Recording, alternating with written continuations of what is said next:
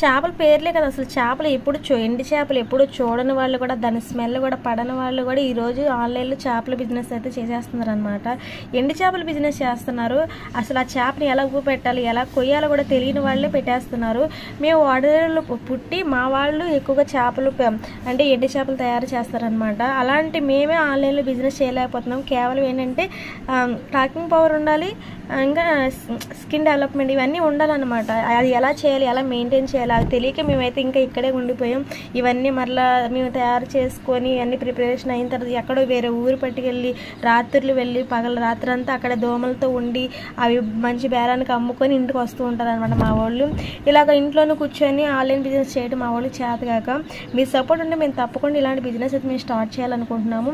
మీరైతే తప్పకుండా మాకు సపోర్ట్ చేస్తారైతే మేము అనుకుంటున్నాం అనమాట. చూస్తేనే చేపలన్నీ మా దగ్గర దొరికేవన్నమాట, మేము తయారు చేసేవే.